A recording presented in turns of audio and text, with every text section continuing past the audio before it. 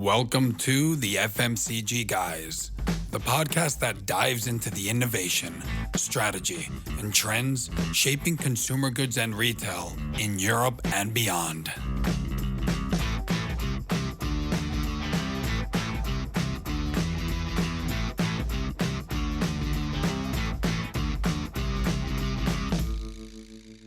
Hello and welcome to a very special episode of the CPG Guys podcast. We are in Las Vegas for the annual Groceryshop conference, but that's not what makes this an extra special episode.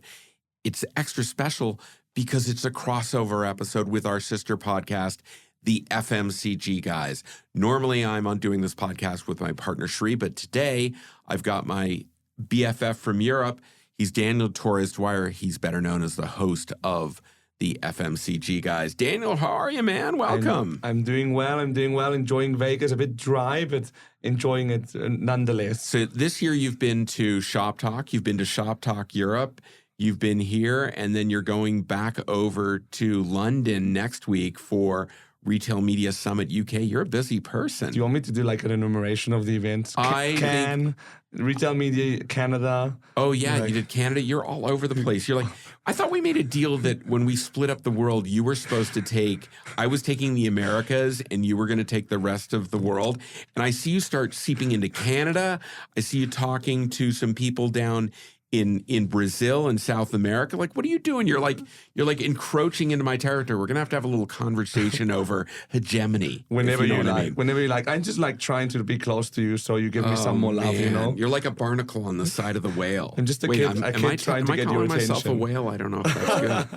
But seriously though, Daniel, so great to do this with you. We love creating content. We love sparking conversation. And when we started this podcast about 4 years ago, you know, we were talking and getting a lot of feedback from our listeners saying, hey, can you start integrating in some European flavor? And we realized pretty quickly that we didn't have enough bandwidth on our podcast to do that. That's when Shri and I turned to some people we'd known from our past, you and Efrain, to say, hey, how would you guys be interested in bringing together the format of conversation that we were doing around FMCG and retailer over to Europe. And I'm so glad we did, because now you're like 17,000 followers on LinkedIn. You're killing it, man. I can't remember life without being part of the CPG Guys family. So we have a big family. That's telling.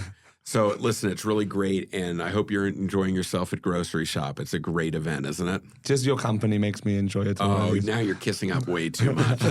All right, well, listen, thank you, and looking forward to spending a couple more days with you here, and then we'll get back together on the East Coast at the end of the week. Likewise. Yeah, we're going for a New Haven pizza. We're going to do a little New Haven pizzeria extravaganza. For those of you listening to this podcast, I don't care what you say. It's not Chicago. It's not New York. The pizza capital of the world.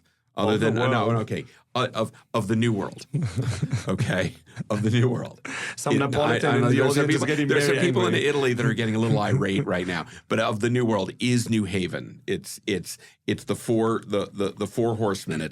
It's Frank Pepe's, it's Sally's, it's Modern, and it's Zupardi's. So we're going to try and hit up the pizzerias and let you decide what your favorite is. I'm getting hungry already. Okay. By the way, for our audience, if they're listening to us, which is the usual way to connect with us, they can also see this podcast record in video, since we're doing it in a studio. So if you're listening to this, look at the show notes and you'll see us, lucky enough to see us live, and Peter with a very special T-shirt on. Oh, I'm rocking my FMCG Guys T-shirt. So yeah, absolutely. We know, you know that we love swag in the podcast world. We do. All right.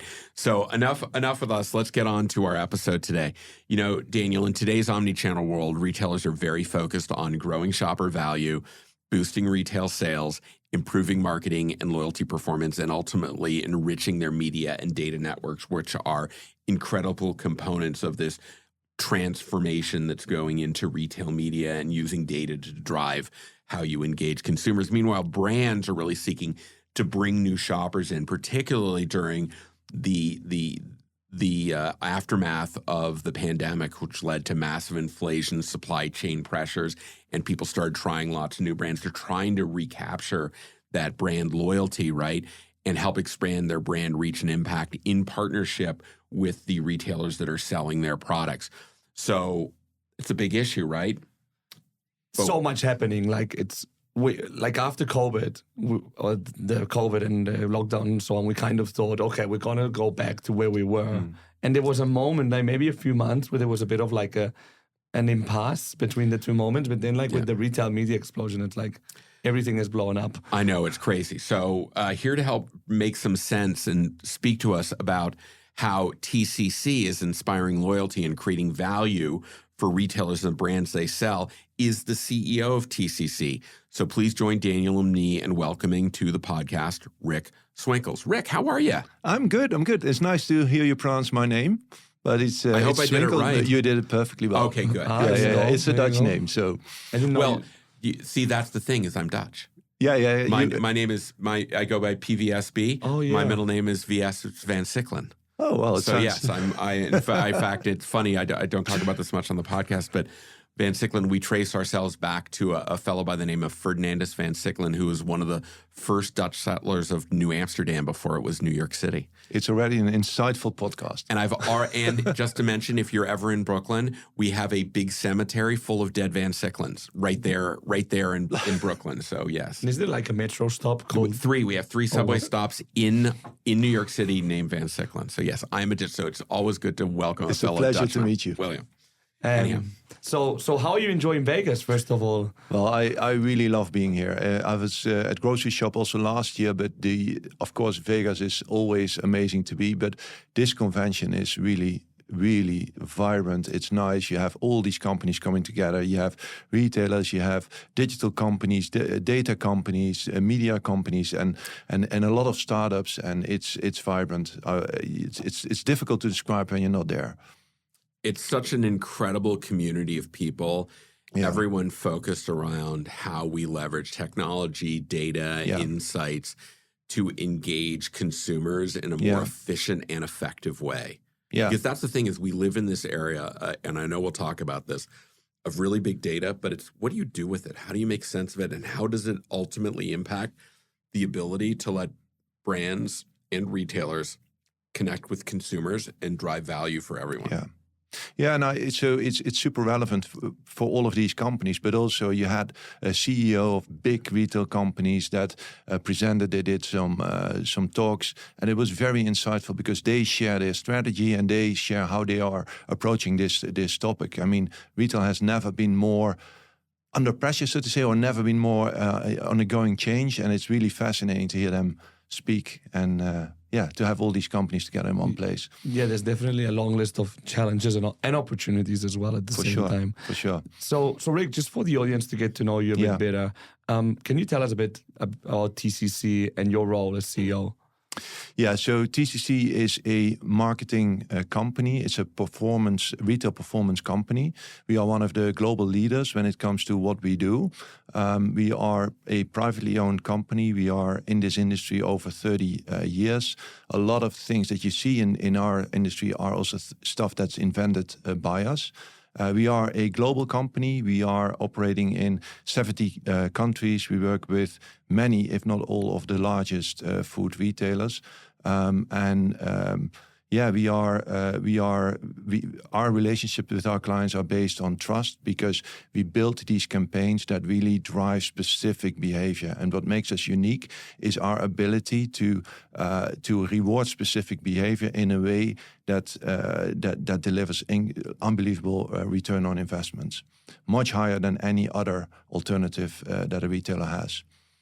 That is a great story. Thanks for helping us understand that. So before we get into what you're doing at TCC, what I'd like to know about your background, some of the pivotal experiences in your career that you think prepared you for the role you're now in. I know you joined TCC a number of years ago, and then were after that elevated up to CEO. Yes. What do you think were some of the big things you did in your career that really prepared you for this and kind of launched you into this space of helping retailers build loyalty with their consumers? Yeah. Well, there's a couple of funny facts. So my family name is Swinkels. That means of the stores in Dutch. So that's already the first thing. Wow, you're literally. I was made for this. I was made. No. But what is true is I've worked in retail all my life. I started working in retail when I was 14 years old. loved it like crazy. Yeah. And for instance, I started replenishing shelves, but then quickly it was all in a local store, but I managed a local fresh department. I started doing my first loyalty campaigns, actually. It came a few years later that I realized it, but I started creating a lot of new stuff, like putting in promotions that were not there, or asking people to try new stuff. And I just had one objective, and that was to double sales. And the store manager didn't really like what I was doing in the beginning, because he said, you're giving away way too much. But he changed his mind after. You got to spend to grow. Yes, absolutely. But that's where it started. That's where it started. And I finished my university. After university, I started my career at Ahold Delhaize. Spent the first 16 years in that company in a variety of roles. Worked in 4 different countries. Did a lot of different things in operations, in marketing, in product development, business development. And the last 5 years I spent to work in loyalty globally. So I was reporting into the board and running loyalty globally for Ahold Delhaize. And that is, you asked me about some of these important moments in my career. That is when I got to know our industry, and that changed everything. We had some challenges in making our shoppers more loyal. We were having, over a longer period of time, some downward trends, and because we had invested a lot in our data capabilities, it became painfully visible what was happening. And then out of one of the initiatives we had was, let's try to do these short-term loyalty campaigns that we had heard of, which we didn't really believe that would work, but we thought, well, let's give it a try. Now, to place things a little bit into perspective, my global role was to drive incremental sales growth by 2%. That became impossible. Then we reduced it to 1%. And we were reporting to our board like all these initiatives that we were doing across all of the banners of Ahold globally. And we had one initiative that did 0.1%, another one did 0.2%, but those were really high scores. And then we did this one. And I will never forget that campaign, that first campaign kicking off, and us not believing these numbers. And it led to a close to 4% identical sales growth at Albert Heijn at that time. Wow. And I remember reporting this progress to at that time the CEO of Ahold, Dick Boer, one of the best retailers that I think that I've ever got to work with. And I sent him a pre-read, and we started the meeting. And I said, "Yeah, I read it, and thank you for sending it, but I think you made a mistake. You said it was 4%, but it must be 0.4%. No, it's actually 4%." So and then did you see his mouth start to smile? Well, it was fascinating, and I remember when we started seeing these first results that we couldn't believe it, and we had multiple systems to sort of check what was happening, and they all showed the same numbers, same results, yeah. And that was when we really knew we've got something. You were onto something. Yeah, absolutely. That could be 100%, sustainable. 100%. So that led me to do more of that. It also changed the strategy of Albert Heijn and Ahold, because now they keep running these campaigns. But it also meant for me that I got so fascinated about this industry that I joined the industry. You caught the bug. Absolutely. And the next thing that was like 8 years ago. Loyalty was where you were going to focus. Yeah, for sure. And in my current role, I have the pleasure of working with all these global retailers, and it's predominantly CEOs and CMOs that take these decisions to work with us, and that makes it fascinating. So I'm still doing whatever I did when I was 14 years old. I'm trying to run stores. The great thing is you now get to do with something you love that you grew up doing, and that's the best kind of job to have. Yes, it is. It's not a job. It's really it's a passion. It is. Yeah, and that's also why it's so cool to be here. Yeah, it's a great time to be in this. Yeah. Being in an environment at Groceryshop with so many people like-minded, very passionate about this business. It's very infectious. Yeah. Yeah, 100%. And speaking about Ahold, like I know that Albert Heijn, we've had them on the podcast. Yes. I know they're like really good at loyalty and retail these days. They are. Well, also yesterday at Shop Talk, you had Frans Muller, for instance, presenting, and then he for instance presented that personalization that the shoppers that they offer personalized promotions to. Yes. They have an uplift of 9% versus shoppers where they don't do that. I mean, those are impressive numbers. Yeah. That's it. When you can deliver a highly relevant message to a very targeted audience, you're going to see results. That's just the way it works. Yeah. And that was also, so what I also found fascinating yesterday, for instance, you had Chris Nicholas, the CEO of Sam's Club, and he was also saying that every shopper that was connected digitally with them had a 9 times higher uplift than any other one. I mean, it's a different business model, but still it shows the relevance of it. Okay. Yeah, that retail is still retail, but there's some differences. So how would you define TCC's proposition, and what's your vision also as a CEO in line with that? Yeah, well, I think a lot of retail is being disrupted, like in at a speed we have never seen before. I mean, that's you speak about that at a daily level, so nothing new there. But we really want to help our clients to get there faster. So retail is having some struggles when it comes to price and value and how to really make the right offer, but it's also about being relevant for shoppers. That's where data monetization comes in, because the more relevant you are, the better you can monetize the shopper experience, and the better shopper experience you can offer, that attracts more shoppers, more traffic. That you can then monetize much better. And of course, and that's also what we were hearing already yesterday. It's all about omnichannel, connecting with that shopper across all these multiple touch points. There is no I only shop e-commerce. No, absolutely There not. is no I only shop in store. No. And people walk into a grocery store with this little device called a smartphone. Yeah. And their ability to gain knowledge about the products they're buying or the lifestyle they're trying.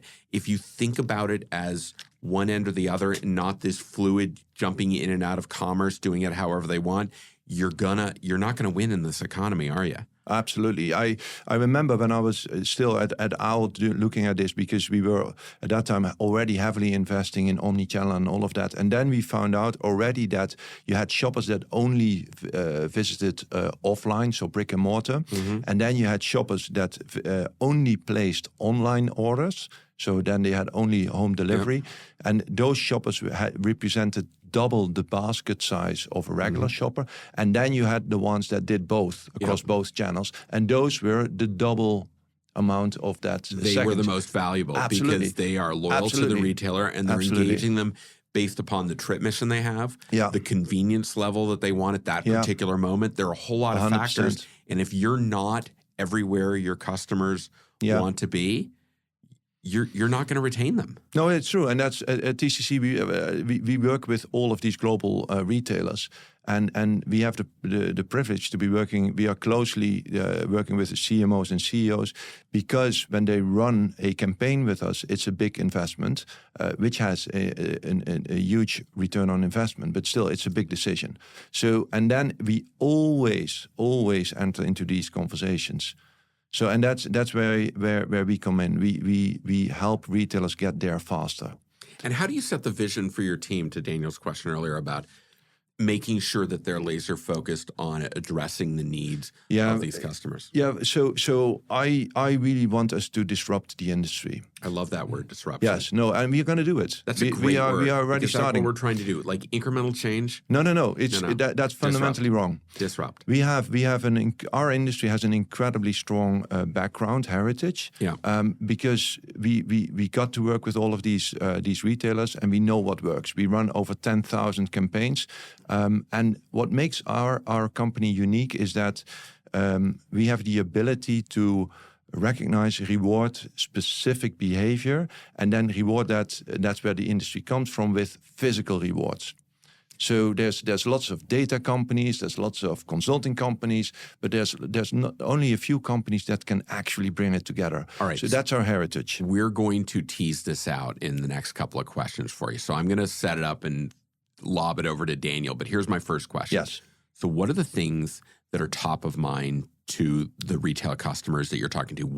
What's keeping them up at night right now? What are they trying to figure out how to get a handle on to compete in this economy? That's a really nice question. So first of all, every retailer, and that's not new, but it's always about price, and value, how to offer value. That's the first thing. But price isn't necessarily value to every consumer, right? No, true. No, it's like the combination of it. So for some shoppers, it's only price. Yeah. But I really believe that the most successful retailers are the one that focus on value.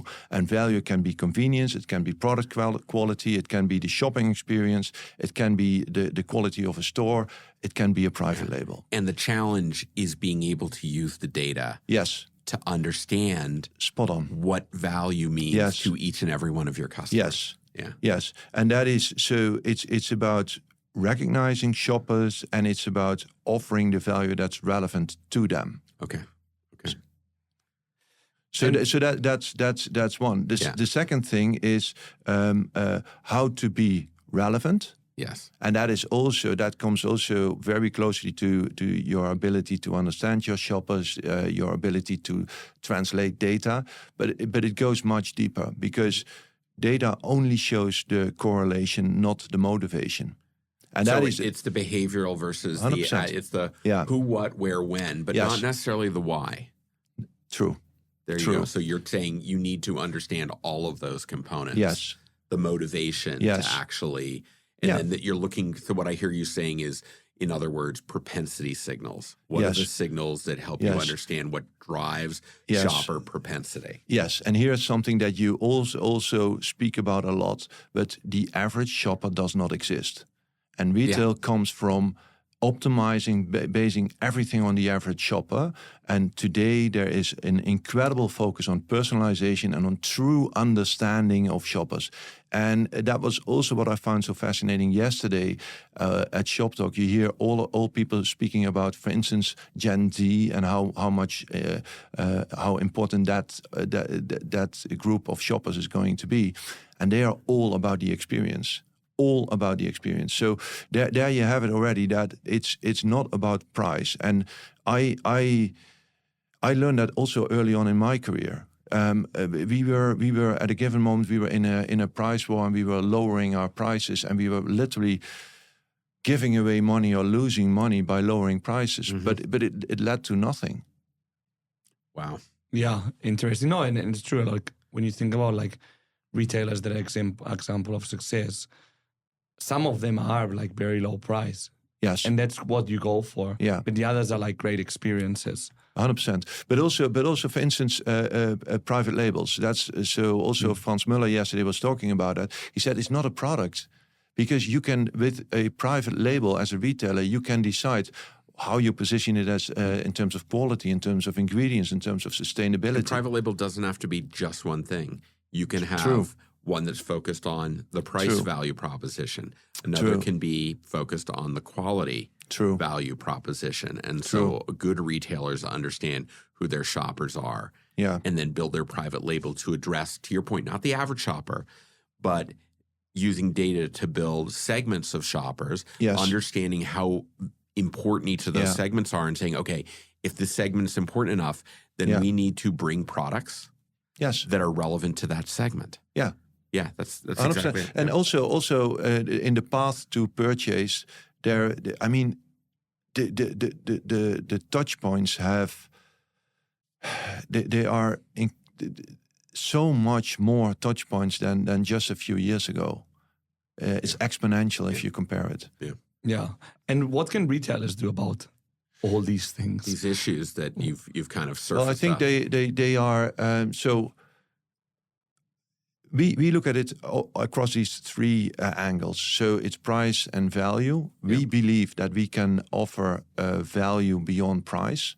So when retailers engage with our solutions, they are offering something that is the value of that is uncomparable to promotions, price of coupons. That's one. The second thing is it's completely unique, so it cannot be copied.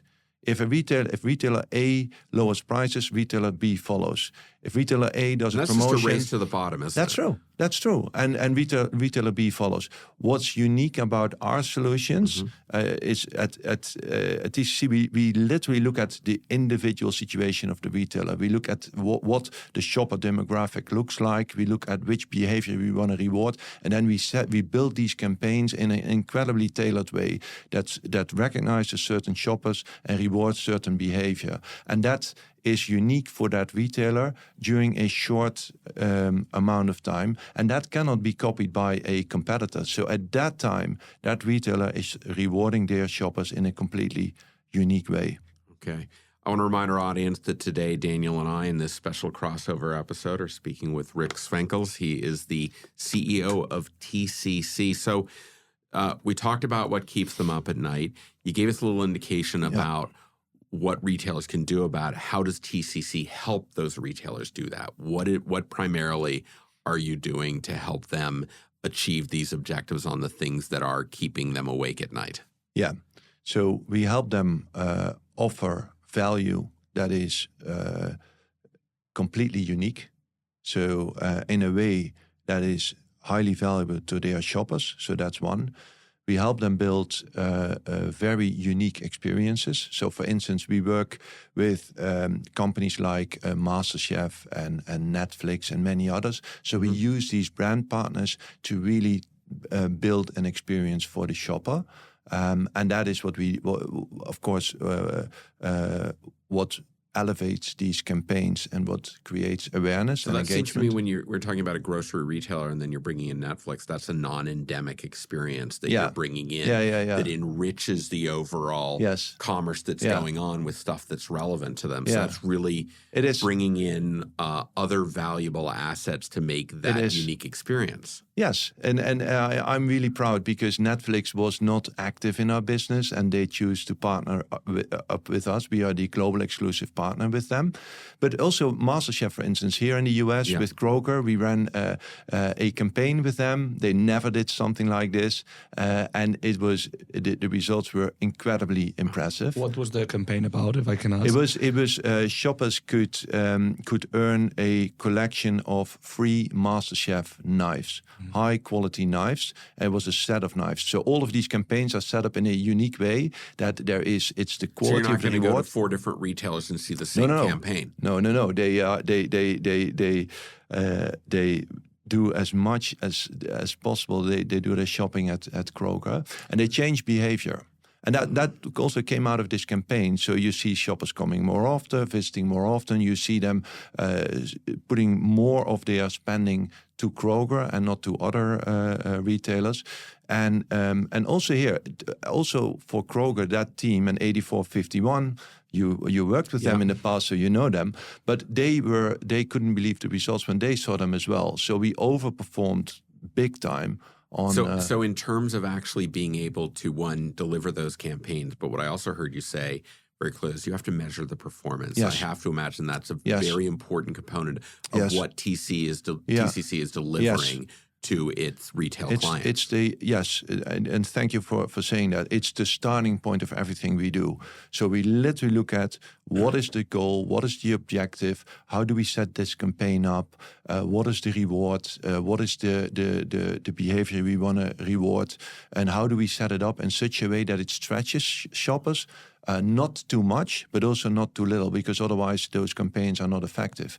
And it's duration and spend, and there's a lot of metrics behind it. But and that's the beauty behind it. It looks simple, and it is simple because it needs to be simple for shoppers. They need to instantly understand and get, if I do this, I get that. Yes. But the thing they're getting is something that you've already figured out to a large degree. Yes. They're going to be delighted by. We really know because we've done it so much and we are incredibly data focused. So we are pretty accurate in our forecasts. Okay.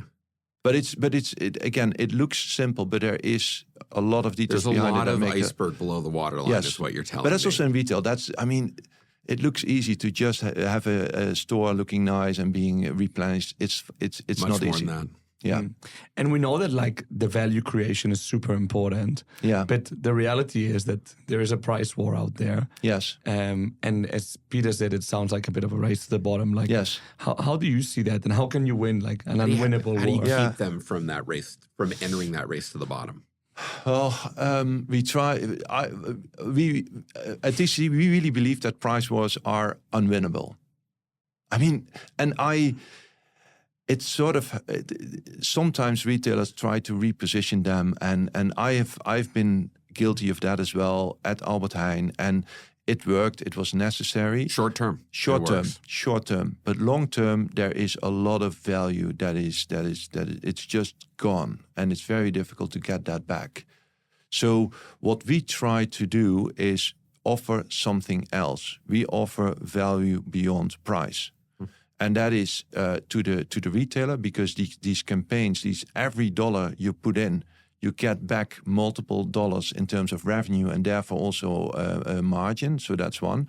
But more importantly, for the shopper, the shopper gets something that is much more valuable than a coupon or a price off or whatever. And that is what makes it unique. And they can't get that from just another retailer offering a lower price. And exactly. And the rewards are built in such way that they are, because that's the beauty of it, of having that we ran so many of these campaigns. We built these rewards that they are high quality, but that they are typically products that shoppers wouldn't buy because the quality is too high, or they would be too expensive typically. Mm-hmm. But now they can collect. And it's most of the cases food-related items, so for in the kitchen or houseware. But it's a high-quality range. Because maybe you have it as well in your house. You have a combination of knives you bought many years ago and some that you recently bought, or plates or whatsoever. But now all of a sudden, shoppers can collect beautiful, high-quality ranges, and you can all of a sudden you can decorate your table in the most beautiful way, and not have all these different plates. There you go. No more hodgepodge of like the family. But isn't that amazing? Collections. No, but to answer your question, that is value. It is. It is not about this coupon that's just another printing of a dollar. This is value, and it is. You know what you got to do. You change your behavior over a longer period of time as a shopper, but then you get this reward, and that's when loyalty gets really built. Because you value the outcome of the reward. Yes, and the outcome could be I save money. It could be I delighted my family when they came over for this big holiday. Yes. It can be I pampered myself for the everyday purchases that I make with getting something a little extra. And you can do that because your retailer rewards your loyalty and says thank you to you. So Rick, we talked a little bit earlier in our conversation about omnichannel and the implications that it have. Yeah. What in particular is TCC focused on in initiatives around enabling omnichannel delight for consumers and building long-term loyalty value? Yeah, I already told you that TCC has this heritage of rewarding offline behavior, but in our DNA, it is to reward loyalty in general. And now in retail, you see that everything is like this shopper journey, omnichannel. So everything we do, all of our tools, all of our solutions are built around driving omnichannel behavior, whatever that behavior may be. So from where we came from, having displays in stores and printing leaflets and all of that, that's still what we do, but that's just a minor part of our business. Now it's really about how we help retailers drive, interact with their shoppers. We have a wide variety of digital solutions for that. How we count points, how we reward specific behavior. So that's at the core of our business. We also help retailers to deploy omnichannel loyalty solutions because we have them, they're scalable, and they're built that they can easily be implemented in a retail digital environment. And sometimes it helps retailers to simply get there faster. So that's what it is. And then what we also very recently announced is that we have invested in a partnership with a digital company, and that rewards omnichannel behavior in a way that has not been seen before. It's completely unique, not only in our industry, but like in general. And what it does, we can recognize and reward any behavior, anytime of any individual shopper on any social media platform. Interesting. Yes, it's very interesting and completely unique. What does that mean in a practical sense? It means that so we add an emotional connection to a transaction. That's what we stand for. What it means is that, for instance, if I'm a retailer and I want to, this is actually what happened. So it's Albertsons, for instance, in the US did this with us at the beginning of this year. People after Christmas and the holiday season, everybody has this really good intentions to live healthy, to lose weight, to do more exercise, and they launched a really impressive campaign, and that was a 28-day challenge. And they challenged their shoppers to live healthy. And they had a wide variety of challenges. It can be prepare a healthy breakfast, do some exercises. Now that is in itself that you challenge shoppers, that's not new. But what is new is that those shoppers sort of started communicating about it, posting it about it. Started talking about the 28-day challenge through social media. Yes. And our solution helped capture whatever that shopper was doing and to reward them. And a reward can be giving points, it can be giving discounts, it can be giving unique... So you're building a connection between the brand and the retailer over an objective that the consumer actually has, and the retailer can help enable that and encourage them in that direction. And that's value. Yes, and what makes it unique is that shoppers generate zero-party data.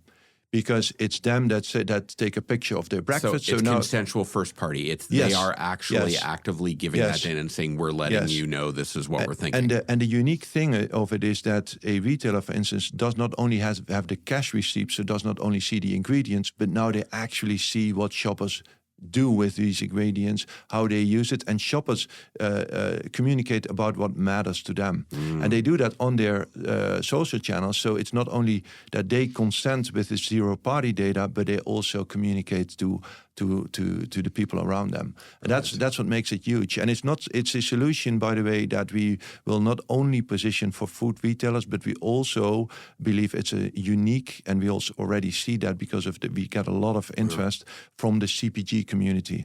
Brilliant. Yeah, I mean, anything that will crack the communication between the brand and the consumer, I think will have a lot of value these days, because that's like the big challenge for CPGs. Yes. So and that yesterday we also heard that in some of these talks that when it is about loyalty, what you see is that, especially also with Gen Z, that they tend to reward to be more loyal to retailers than to CPG brands. And the challenge for CPG brands is to build that experience and to do unique stuff. And this can be a powerful way to do so. Brilliant. And you know that the CPG guys do the US. Yes. The FMCG guys do Europe.